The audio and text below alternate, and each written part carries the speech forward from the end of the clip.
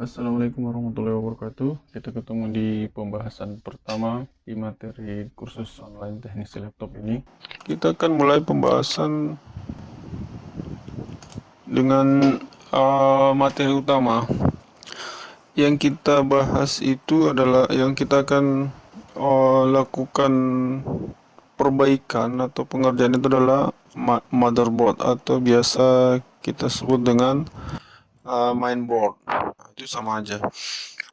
Motherboard laptop itu adalah papan atau papan utama yang berupa PCB yang memiliki, artinya di dalam mainboard itu memiliki sistem penggerak, memiliki jalur-jalur dan konektor sebagai penghubung akses dari masing-masing perangkat tersebut. Jadi ini materi secara teori, artinya tetap kita harus mengetahui bahwa mainboard itu adalah sebuah sirkuit, sebuah papan yang berisi jalur, berisi konektor dan beberapa penghubung untuk mengakses perangkat-perangkat tersebut. Kemudian ini ada contoh-contoh generasi mainboard. Di sini kita bisa lihat beberapa model.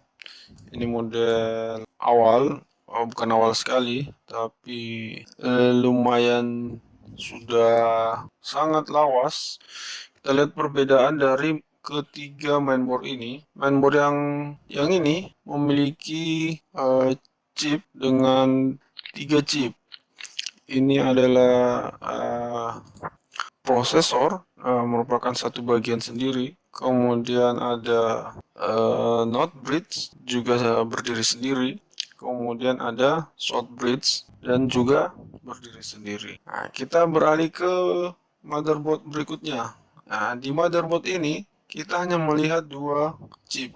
Kita perhatikan yang ini ada chipset, yang isinya adalah penggabungan dari South Bridge dan North Bridge. Kemudian ada prosesor masih berdiri sendiri. Jadi semakin simple. Nah, bagaimana dengan yang gambar ketiga ini? Ini semakin simpel lagi. Coba kita perhatikan, chipnya cuma ada satu. Artinya, chip ini adalah penggabungan dari ketiga chip-chip ini di zaman dahulu. Nah, jadi semakin simpel dan semakin cepat rusak kali ya. Nah, ini jadi chip inilah yang menanggung semua beban-beban yang dulunya dibebankan kepada masing-masing chip, sekarang dibebankan oleh satu chip. Jadi wajar jika mainboard atau motherboard sekarang itu lebih cepat rusak dibanding yang lama-lama.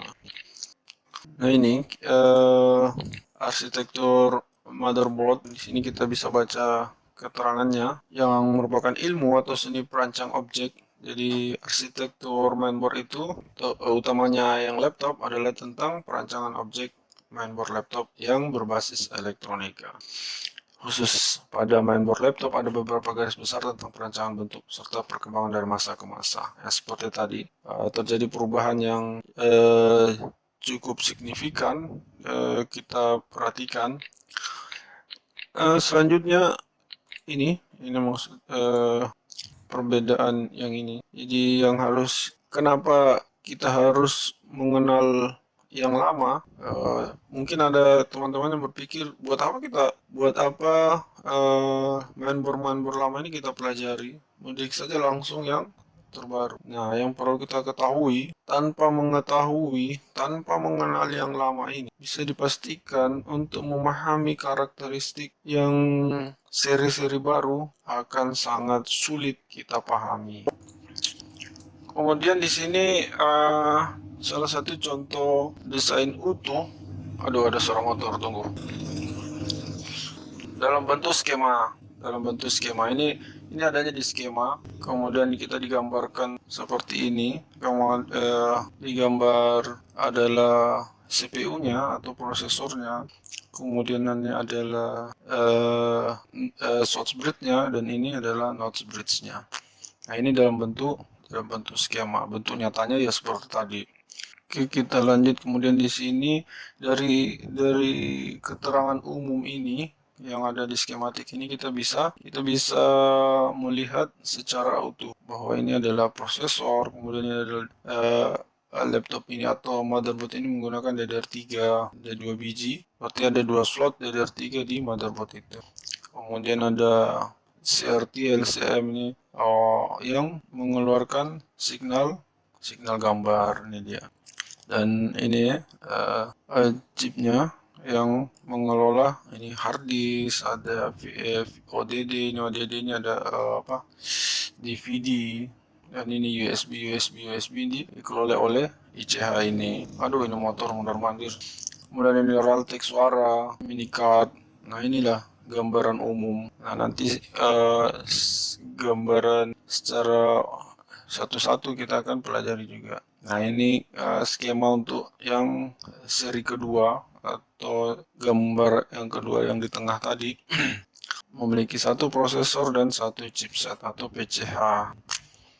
Terus fungsinya atau dia bekerja untuk mengelola apa saja, di sini kita bisa lihat bahwa PCH ini yang mengeluarkan gambar LVDS dan CRT. Ini LVDS ini yang ke LCD internal dan ini CRT untuk yang eksternal. Nah, ini HDMI yang tambahan soket biasa kita gunakan untuk ke LCD TV. Kita perhatikan ini gambaran umumnya. Ini ada ALC audio, kemudian ini ada CEO atau biasa orang sebut KBC atau IO, itu sama aja, itu adalah EC. Nah, itu kemudian ini, nah, dari yang tadi memiliki chip dengan 3 peran berbeda, kemudian dia di zaman sekarang ini cuma ada satu chip memerankan atau bekerja untuk semua. Saya tanya, ini bekerja untuk semua proyek kali ya. Jadi satu chip ini dia yang menampilkan di layar, dia yang memorinya mengarah ke dia, kemudian hard disk dia juga. Pokoknya dia semuanya bermuara ke satu chipset ini. Jadi wajar kalau laptop zaman sekarang cepat rusak dengan kerja yang semakin berat, kemudian tidak difasilitasi dengan fan atau heatsink yang memadai. Nah, ini skema itu apa? Skema itu peta atau rancangan mainboard yang menggambarkan jalur serta komponen-komponen yang ada pada mainboard tersebut, sehingga bisa dijadikan acuan atau referensi untuk kita mempelajari atau merevisi atau mengetahui titik-titik di mana pengukuran titik-titik tegangan itu melalui skema. Nah, ini semoga bisa dipahami, bisa dimengerti, dan sampai jumpa di materi berikutnya.